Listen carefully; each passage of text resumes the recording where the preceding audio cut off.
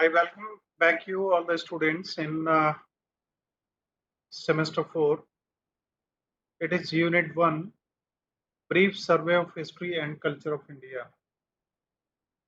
We have already covered our first paper, first part in yesterday's class.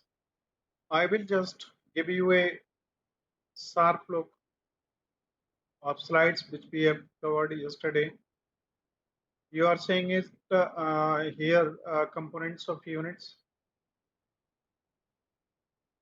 brief survey of history, and then modern India, colonial, medieval, ancient, culture and religions, music, dance, festivals, clothings, heritage and its importance. Why? What is heritage and why it is important? Next, what is the role of the UNESCO in maintaining the heretical uh, heritage sites which have been declared by UNESCO? And how does the UNESCO provide support to maintain such monuments?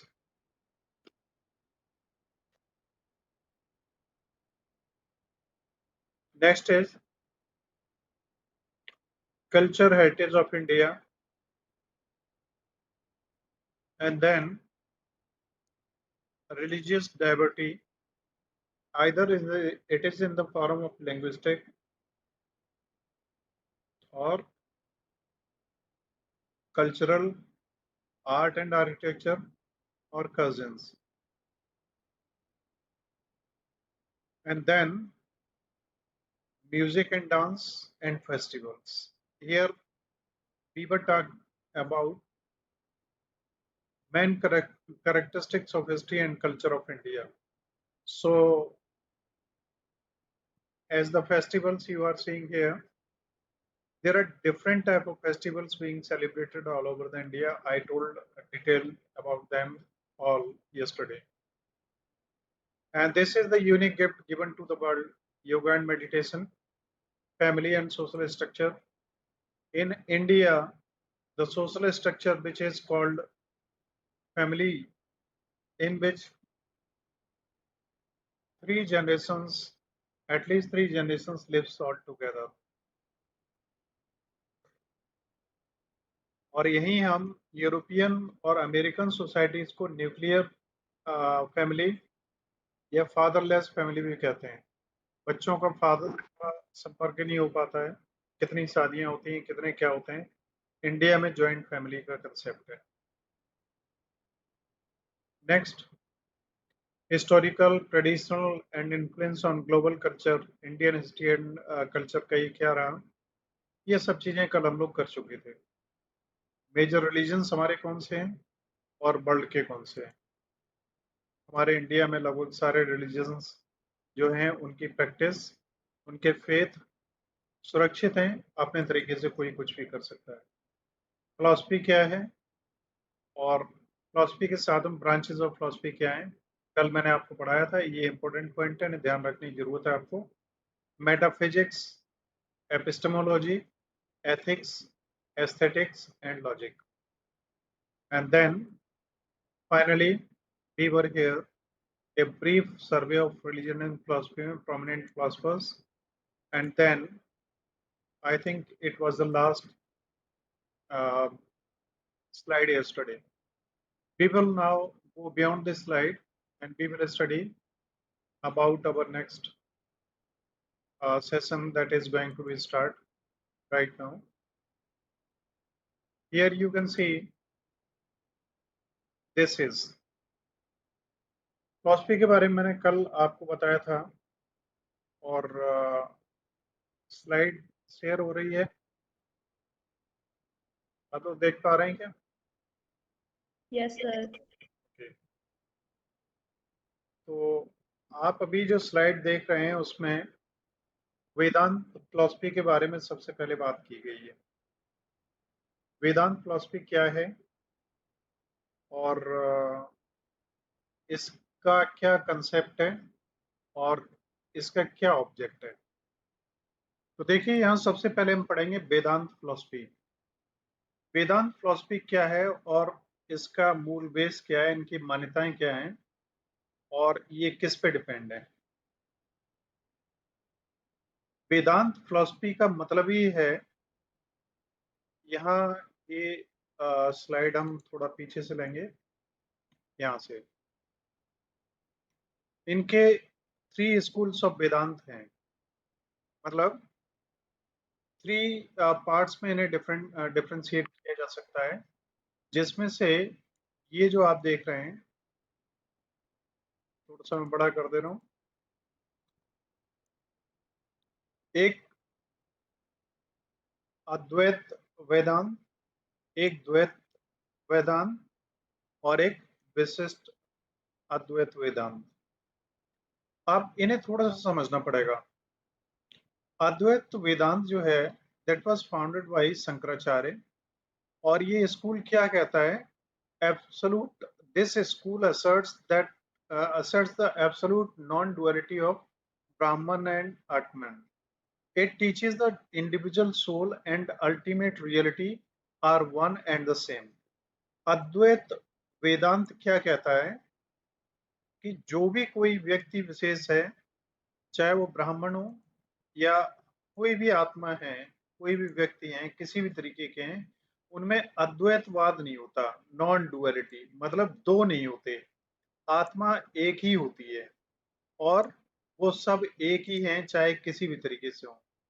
द्वैतवाद क्या कहता है, associated with Madhva maintains a strict duality between Brahman and the individual soul. It considers the soul to be eternally distinct from Brahman. अब ये soul और ब्राह्मण जो है, इनको अलग तरीके से देखते हैं कि ब्राह्मण जो है वो डिफरेंट है और सोल डिफरेंट है, और ये दोनों अलग तरीके से ट्रीट होते हैं। अद्वैत, अद्वैत मीन्स जो अलग नहीं है, और द्वैत जिसमें डुअलिटी है।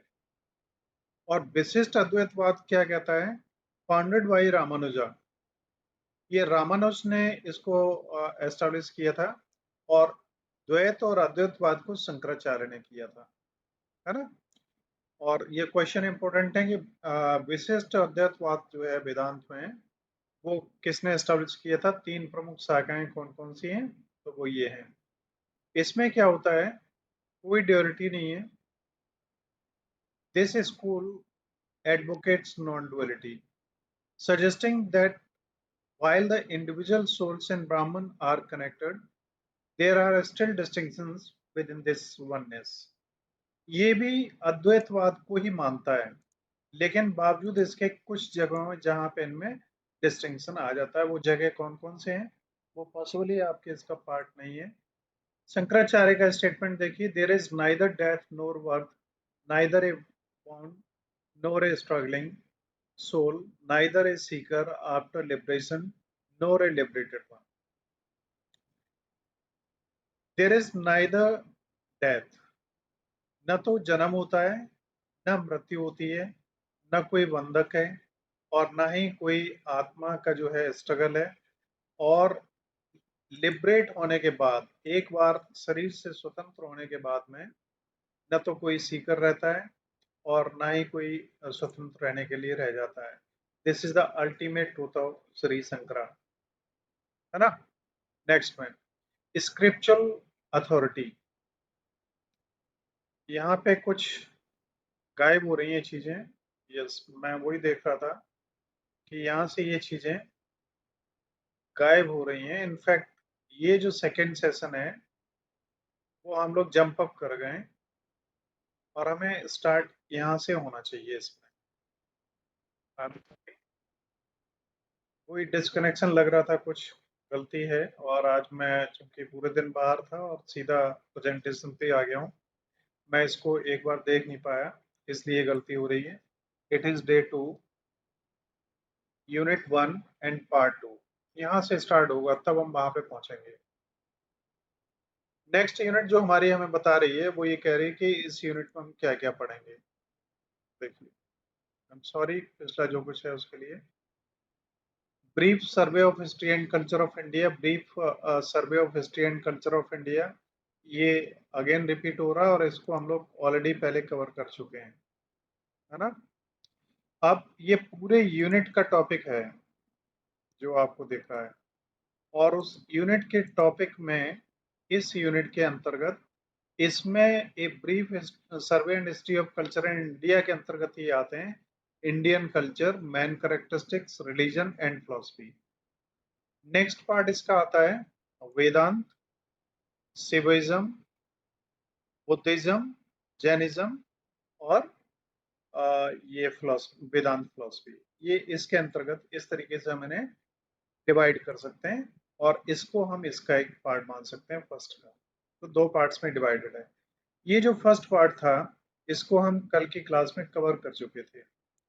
देखिए ये सब कल हम लोग कर चुके थे, और यहाँ से हमें आगे बढ़ना था। ये वैष्णविज्म है, तो ये हमारी फर्स्ट स्लाइड होगी। यहाँ से हम आगे बढ़ेंगे।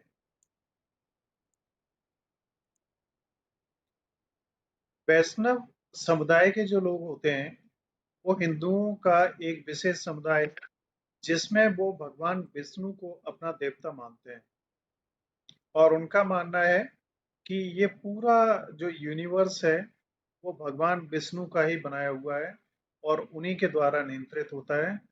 और ये भगवान विष्णु के साथ में शिव की भी आराधना करते हैं, और ये जो मदर डिवाइन है, शक्ति है, आदि शक्ति है, उसको भी मानते हैं। वैष्णविज्म का जो जोर होता है,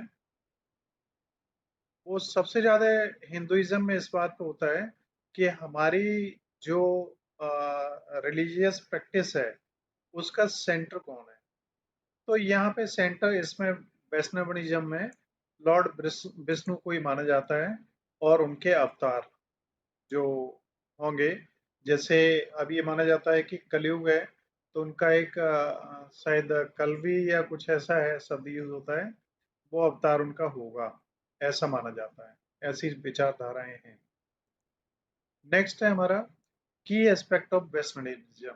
वैष्णविज्म के ये अवतार हैं, देखो, मत्स्य, कूर्मा, वराह, नरसिम्हा, वामन, परशुराम, राम, कृष्णा, बुद्धा और कल्कि। जो मैं अभी बात कर रहा था आपको, कल्कि अवतार। कल्कि अवतार ये अभी आगे हम इस पर थोड़ा सा डिस्कस करेंगे। देखिए, worship of Lord Vishnu. Lord Vishnu के जो पूजा करने वाले लोग हैं, वो इन्हें एक सुप्रीम पावर के रूप में इनकी पूजा करते हैं, और इनके जो पूजा करने में, या इनको जो फॉलोअर्स हैं, वो शंख, चक्र और गदा, और उसके साथ में वो ये मानते हैं कि लोटस फ्लावर है, जिस पे भगवान विष्णु विराजमान रहते हैं, ऐसा उनका मानना है। और इसके साथ में ही जो देवी लक्ष्मी हैं, वो उनके साथ रहती हैं, और भगवान विष्णु और लक्ष्मी जी ही हमारे जीवन की प्रॉस्पेरिटी की देवी हैं, ऐसा इनका मानना होता है। विष्णु के अवतार कितने हैं? ये अवतार जो यहाँ पे आपको दिख रहे हैं, इनमें राम और कृष्ण को भी विष्णु का ही अवतार माना जाता है, और इसमें प्राइमरी जो अवतार हैं वो 10 माने जाते हैं। इन्हें दस देवता के रूप में भी जाना जाता है। और इसके आगे है भक्ति, डिवोशन। भक्ति और devotion is central टीनेट of Vaishnavism. Devotees expresses their love and reverence for Lord Vishnu through prayer, worship and act. जो भक्त होते हैं, वो प्रार्थना करके, आराधना करके, या उनके प्रति अपना जो डिवोशन है, समर्पण, उसको दिखा के पूजा करते हैं। और उनका ऐसा मानना है कि ऐसा करने से भक्त जो है वो मोक्ष को प्राप्त होता है। टेम्पल्स एंड रिचुअल्स, इनके मंदिर और इनके तौर तरीके पूजा पाठ के क्या होते हैं? इन्हें सेलिब्रेट करने के लिए क्या होता है कि डिवोशनल हाइम्स होते हैं, भजन और आरती, और इसके साथ में ही विशेष प्रकार के फूड और फ्लावर्स जो वैष्णवनिज्म के मानने वाले हैं वो इन रिचुअल फॉलो करते हैं अपनी पूजन में और अन्य चीजों में। नेक्स्ट है की एस्पेक्ट ऑफ वैष्णविज्म, वही चल रहा है सेम। इसमें स्क्रिप्चर्स क्या हैं? तो इसको अगर देखा जाए तो हमारे भगवत गीता और पुराण में भी इनका जिक्र मिलता है। भगवत गीता जो महाभारत से भी 700 साल पहले की, एक मिनट, इसमें यह है कि the Bhagavad Gita is 700 verse scriptures within the Indian epic Mahabharata contents teaching on dharma and the path of devotion. 700 verses हैं इसमें गीता में। वर्सेस मीन्स जिन्हें आप दोहे कहें या जिन्हें छंद कहें या कुछ भी कहें, इस तरीके से महाभारत के दौरान जो श्री कृष्ण ने अर्जुन से कहे थे वो 700 हैं, जिनके रूप जिसमें हमें वैष्णवनिज्म का वो टच मिलता है। आचार्य एंड फिलोसफिकल ट्रेडिशंस, बहुत सारे इस मत में जो प्रशिक्षण देने वाले लोग होते हैं, जिन्हें स्पिरिचुअल गुरुज या स्पिरिचुअल टीचर्स कहा जाता है, वो इसके अंतर्गत आते हैं। और इनमें जो इनके विशेष टीचर रहे हैं वैष्णव मत वाले, उनमें रामानुज, माधव, चैतन्य, महाप्रभु, ये 3 नाम बड़े फेमस हैं, ध्यान रखिए। रामानुज, माधव और चैतन्य महाप्रभु। वैष्णव संप्रदाय जो है, इसने बहुत सारी अलग ट्रेडिशंस को जन्म दिया। जैसे इस्कॉन है, इस्कॉन के बारे में तो आप लोग जानते होंगे काफी लोग। इस्कॉन टेम्पल कहाँ है नियरेस्ट, मालूम है किसी को?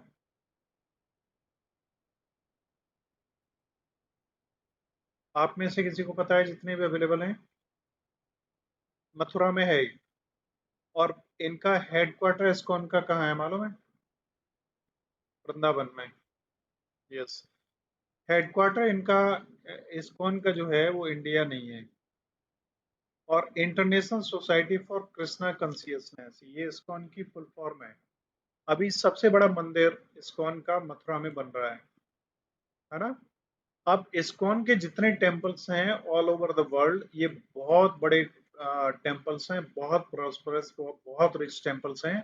और शायद आप में से किसी को पता ना हो कि इन पे जो भी पैसा चढ़ाया जाता है उस पे अधिकार किसका होता है। जो भी इनमें चढ़ावा जाता है उस पे अधिकार किसका होता है, मालूम है? कोई बता पाएगा?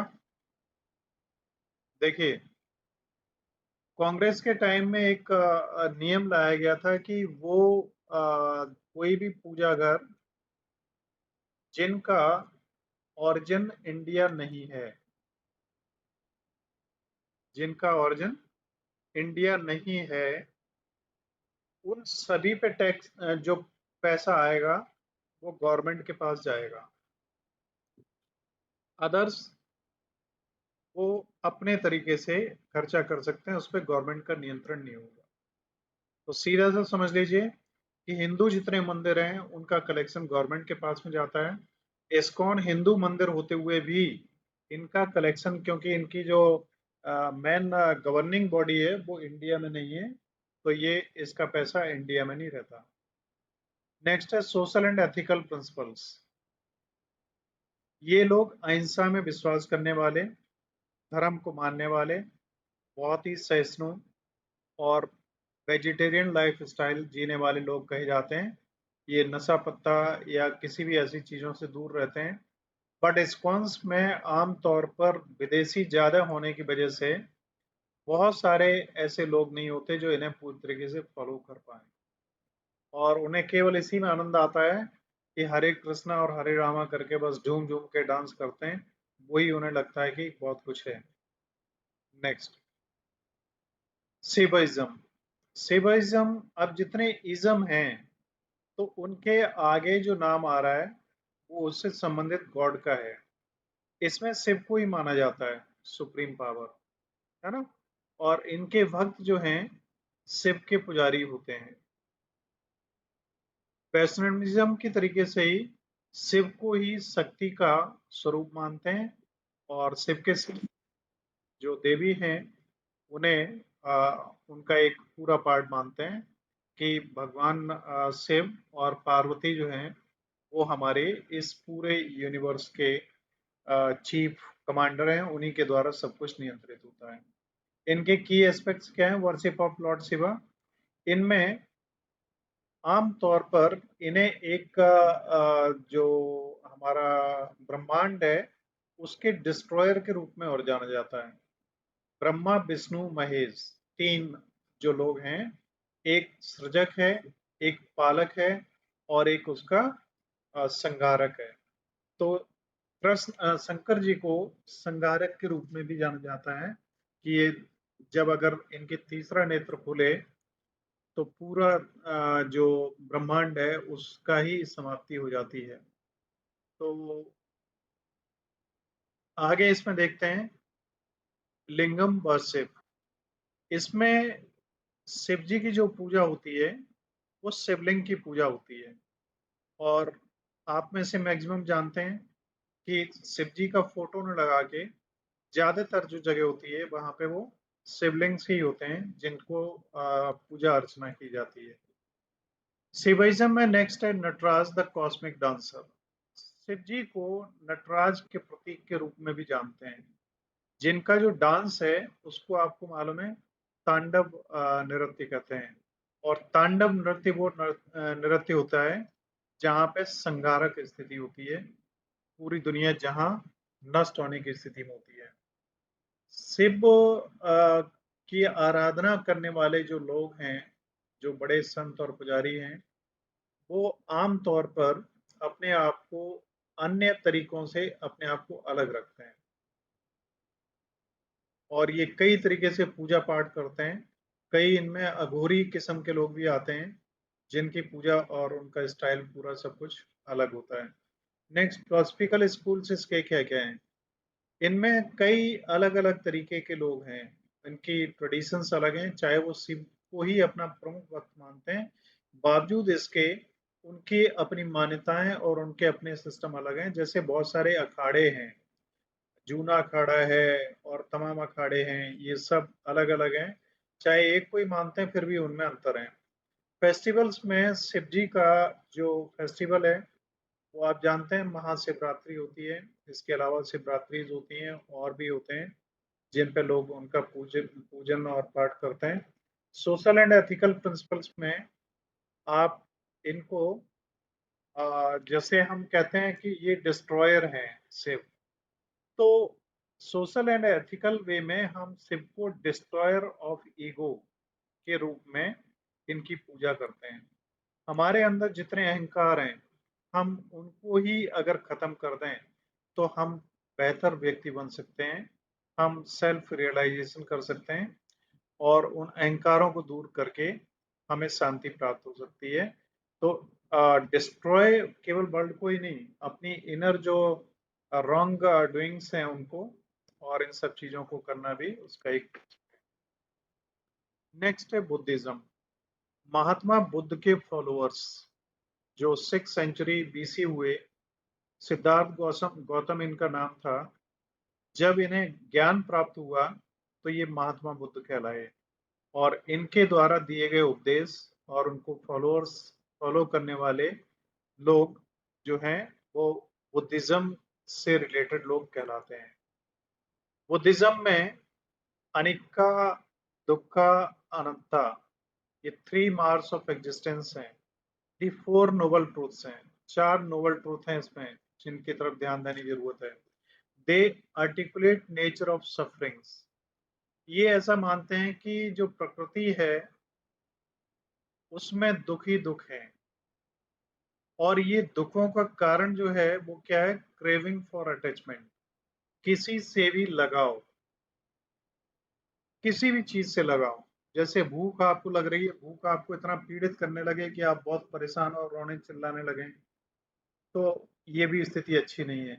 आपको हर स्थिति में अपने आप को समरूप बनाए रखना है। चाहे दुख हो, चाहे सुख हो, चाहे जो हो। और नोबल एट फोल्ड पाथ, 8 इनके सिद्धांत हैं जिनको ये कहते हैं कि practical guide to living a life free from suffering. 8 सिद्धांतों को अगर कोई फॉलो करे तो वो किसी भी तरीके के दुखों से मुक्त हो सकता है। ये 8 सिद्धांत क्या क्या हैं? राइट अंडरस्टैंडिंग, सही समझ, सही सोच विचार, सही सत्य बोलना, सही काम करना, आपका जो पैसा कमाने का जरिया है वो सही हो, सही प्रयास आपके हों, और राइट माइंडफुलनेस हो, एंड राइट कंसंट्रेशन हो। आप जो भी काम करें पूरे ध्यान से करें। इन 8 सूत्रों पे अगर आप काम कर लें तो महात्मा बुद्ध के बताए हुए रास्ते के अनुसार आप मोक्ष को प्राप्त हो सकते हैं। The three marks of existence, Buddhism emphasises on impermanence, anicca. इसका मतलब है कि दुनिया में कोई भी चीज परमानेंट नहीं है, तो दुख ही परमानेंट क्यों होगा? दुख भी आएगा जाएगा। सफरिंग्स, दुख का, ये अनिक्का है, और ये सफरिंग है दुख का। दुख भी जो है वो आज है तो कल वो भी नहीं होगा। And absence of permanent self, anatta, in all aspect of life. आप अपने आप को जो कुछ घटित हो रहा है उससे हटा लें, केवल आप दृष्टा मात्र बन जाएं कि दुख आया, दुख घटित हो रहा है, मेरे को दिक्कत हो रही है, आज बुखार हो रहा है, बुखार मेरे शरीर को हो रहा है और मैं खुद को देख रहा हूँ। तो ये 3 चीजें, अनिक्का, दुक्खा, अनंता, इन 3 चीजों को अगर आप फॉलो कर लें तो आप शांति को प्राप्त हो सकते हैं। बुद्धिज्म में पूजा किसकी करते हैं? ये किसी व्यक्ति विशेष की पूजा न करके महात्मा बुद्ध को ही मानते हैं और उन्हीं को ही भगवान मानते हैं, और उनकी जो टीचिंग्स हैं उससे अपने आप को एनलाइटनमेंट, मतलब उस स्थिति को प्राप्त करना चाहते हैं जहां पे आदमी दुख, free from liberation and sufferings, किसी भी तरीके के दुख और उनसे ऊपर निकल जाता है सुख से। मेडिटेशन एंड माइंडफुलनेस, वो इनका सबसे इंपॉर्टेंट पार्ट है, जिसमें विपसना एंड जैन, ये 2 विधियां हैं जिनका सबसे ज्यादा प्रयोग किया जाता है। इसके द्वारा कंसंट्रेट करके हम अपने मन को नियंत्रित कर सकते हैं, और मन अगर नियंत्रित होगा तो हम हमारे जो इनर पावर्स हैं उन्हें हम जागृत करके अपने ऊपर नियंत्रण कर सकते हैं। रीइंकार्नेशन एंड कर्मा, बुद्ध के फॉलोअर्स इस बात को मानते हैं कि जन्म बार बार होता है, मृत्यु बार बार होती है, और बार बार हम पैदा होते हैं। हमारे जो कर्म है इस जन्म में, जो हम कर्म कर रहे हैं वो अगले जन्म में हमारा एक संचय होके हमारे रूप में सामने आते हैं। अगर हमने अच्छे काम इस जन्म में किए तो अगले जन्म में हमारे जो वो होगा, वो जीवन अच्छा होगा, और बुरे कर्म किए तो बुरा होगा। और इस जीवन के चक्र से निकलना, आना और जाना, इसको अगर समाप्त करना है तो हमें किसी भी तरीके के कर्म है उनसे बचना होगा, तभी हम निर्वाण को प्राप्त हो सकते हैं, जिससे जीवन का आने जाने का चक्र हमारा समाप्त हो जाए। और ये चक्र जब तक समाप्त नहीं होगा जब तक भी इनकारनेशन रहेगा। Buddhist school and traditions, Buddhism में जो स्कूल्स एंड ट्रेडिशंस की जब हम बात करते हैं तो इनका एक तो थर्वेदा है, महायान है, वज्रायन है, जो तिब्बती बुद्धिज्म है। Each school has text, rituals and practice, ये 3 स्कूल्स हैं। इनके अपने अलग अलग तौर तरीके हैं, इनकी प्रैक्टिसेस थोड़ी सी अलग हैं, but ultimate object is to achieve that 8 different type of आयामास, through that they have to attain the eternal means goal, और उससे बचते हैं। सिंबल्स अब इनमें क्या क्या यूज होते हैं वो ये आप देख रहे हैं। द हिस्टोरिकल बुद्धिज्म में बुद्धा, सिद्धार्थ गौतम को बुद्ध के रूप में ही जाना जाता है, और ये लुम्बिनी जो अब नेपाल में है वहां पर इनका जन्म हुआ था।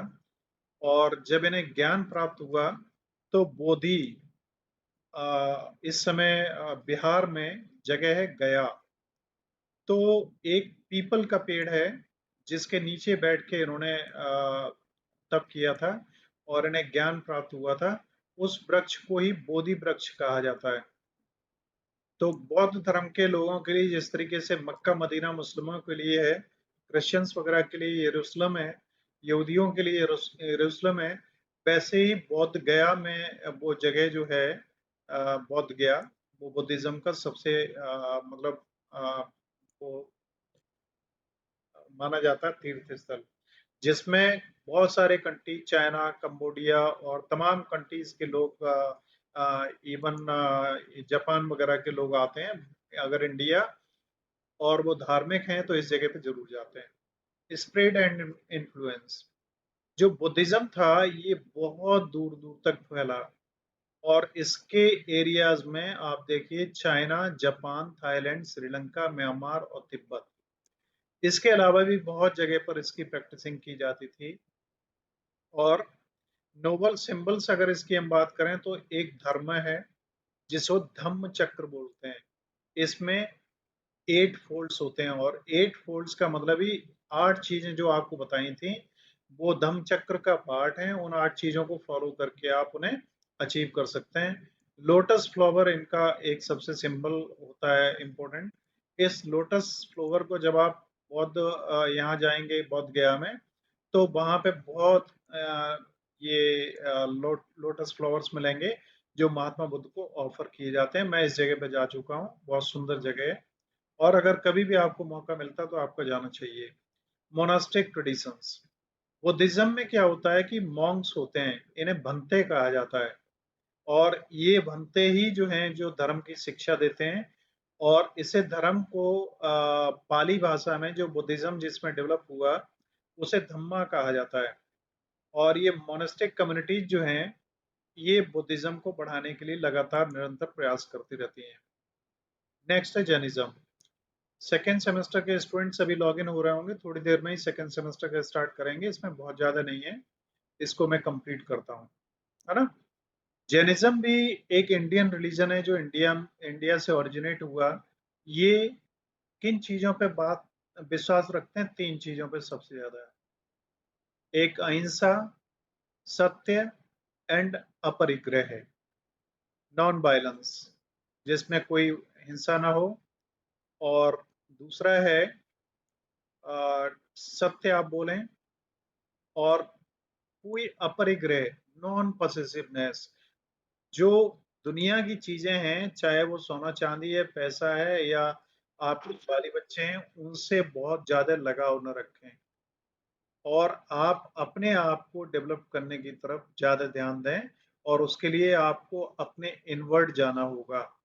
और यहाँ पे जैनिज में भी बहुत तरीके के सेक्ट्स अलग अलग हैं, संप्रदाय हैं, जिनमें दिगंबर, श्वेतांबर और तमाम तरीके के होते हैं। दिगंबर और श्वेतांबर इनमें से मैन है। जैन टेम्पल्स जो हैं इनके अलग ही किस्म के होते हैं थोड़े से, और इनके जो गुरु हैं वो तीर्थंकर कहलाए, स्पिरिचुअल टीचर्स एंड लीडर्स। और इनमें जो अ, कितने गुरुज हुए हैं अभी तक, तीर्थंकर कितने हुए हैं, इनके बारे में आप चाहें तो इंटरनेट पे बहुत कुछ पढ़ सकते हैं। मैं थोड़ा सा फास्ट चल रहा हूँ क्योंकि नेक्स्ट बैच लगभग आ चुका है। की बिलीफ्स क्या है इसके? पहला तो अहिंसा है। अहिंसा मीन्स नॉन वायलेंस है। और नॉन वायलेंस के बारे में मैं आपको एक लास्ट में अच्छी स्टोरी सुनाऊंगा जिसे आपको सुनना चाहिए, आपको अच्छा लगेगा सुन के। तो जैन्स लोग क्या करते हैं कि ये इस बात को पूरा ध्यान रखते हैं, महावीर जैन जो थे वो इतने ज्यादा पवित्र और इतने ज्यादा अहिंसक और इतने ज्यादा मतलब अपने आप से अलग हो गए थे कि उन्होंने अपने सब कपड़े भी उतार दिए थे, वो नग्न रहते थे, है ना। सत्य, झूठ न बोलना। अब जो दुकान करते हैं, जो कोई भी व्यवसाय करते हैं, वो सत्य बोले 100%, ये संभव नहीं है। अपरिग्रह भी संभव बड़ा मुश्किल ही है, संतों के लिए होता है, साधकों के लिए होता है। और जो जैन उसको जो अपनाते हैं धर्म वही फॉलो कर सकते हैं। चोरी, ये सब चीजें आम आदमियों के बस की चीजें नहीं है, लेकिन ये की प्रिंसिपल्स हैं जैनिज्म के, जो उम्मीद की जाती है कि अगर कोई जैन धर्म का फॉलोअर है चीजों को वो मान के चलेगा। ये अहिंसा, ब्रह्मचर्य, सत्य, अपरिग्रह और अस्तेय। अस्तेय मीन्स चोरी, अहिंसा मीन्स नॉन वायलेंस, ब्रह्मचर्य मीन्स सेलिबेसी एंड सत्य मीन्स ट्रूथ। अपरिग्रह का मतलब होता है नॉन अटैचमेंट, है ना, तो किसी से ज्यादा अटैचमेंट ना हो। नेक्स्ट है, यही जो मैं वहां पे बता चुका था, non absolutism, Anekantavada. Jainism recognizes the complex and multifaceted nature of truth and reality. It emphasizes the idea that no single perspective can fully comprehend the truth, and one must consider multiple viewpoints to gain a more accurate understanding of reality. ये एक बाद में वो विश्वास नहीं रखते, ये मानते हैं कि सत्य को एक ही रास्ते से नहीं कई तरीके से भी प्राप्त किया जा सकता है, और ऐसा होना चाहिए। Non attachment to the body, शरीर को भी ये अपना नहीं मानते। देखा होगा ये नग्न रहते हैं, पैदल चलते हैं और कपड़े नहीं पहनते, चाहे सर्दी हो चाहे गर्मी हो, कुछ भी दिक्कतें हो, शारीरिक दिक्कतें बहुत तरीके से अपने आप को देते हैं ये। और अब ये भी एक अहिंसा की बात करते हैं, लेकिन अपने आप को खुद को दुख देना भी एक हिंसा कई जगह पर कहा गया है। वेदांत फिलॉसफी क्या है? वेदांत फिलॉसफी इंडियन फिलॉसफी के जो 6 सिस्टम्स हैं, 6 क्लासिकल स्कूल्स, उनमें से एक है।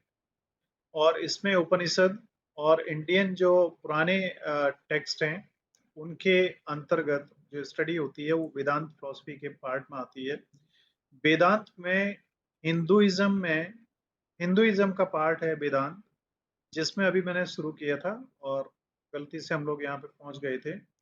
इसमें inference, perception, teachings of Upanishad, ultimate reality and scriptures, इनके बारे में, द्वैतवाद, अद्वैतवाद और अद्वैतवाद, ये स्टार्टिंग में मैं बता चुका था, इसलिए मैं इन पे बहुत ज्यादा जोर नहीं दूंगा यहाँ पे। Key concept of principles of Vedanta philosophy, Vedanta philosophy के एक मुख्य जो कंसेप्ट है वो क्या है? ब्राह्मण। Vedanta posits that the ultimate reality referred to as Brahman is the underlying, unchanging, eternal source of all existence. It is often described as formless, infinite, beyond human comprehension. Brahman is considered to be the ultimate truth. अब ये ब्राह्मण का मतलब पंडित नहीं है, ये जो definition बताती है कि लास्ट वाला देख लीजिए, Brahman considered to be the ultimate truth, मतलब वो अल्टीमेट ट्रूथ है, परम सत्य है, जिसे हम किसी भी तरीके से चाहे स्वीकार नहीं करते, लेकिन सत्य वही है, उसको ब्राह्मण कहा गया है, न कि जाति प्रथा से संबंधित।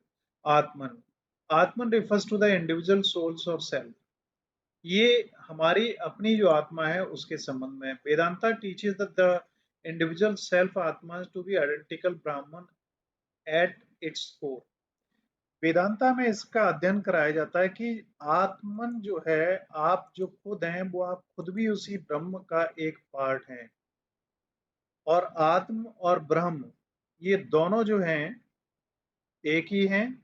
और जब ये आत्मा मोक्ष को प्राप्त होती है, इसका रिसाइकलिंग बंद हो जाती है, डेथ और बर्थ से इनसे ऊपर निकल जाते हैं, तो ये ब्राह्मण का ही एक पार्ट बन जाते हैं। Next, maya. Maya is the illusionary nature. माया मतलब माया मोह जो हम बात करते हैं उसी से यहाँ पे लेना देना है। और maya, the concept of maya is crucial for spiritual progress in Vedanta. आगे मैं बढ़ता हूँ। वेदांत फिलॉसफी, अद्वैत वेदांत, द्वैत वेदांत और विश्व अद्वैत वेदांत, इसके बारे में शुरू में बता चुका था, यहाँ से मैंने स्टार्ट कर दिया था गलती से। स्क्रिप्चुअल एंड मोक्ष के बारे में बता चुका था शुरू में ही, और इसके साथ ही ये सेशन यहाँ कंप्लीट होता है। 9:10 हो चुके हैं, सेशन हम इसको यहीं खत्म करते हैं। अगर किसी को कोई क्वेश्चन हो तो आप लोग पूछ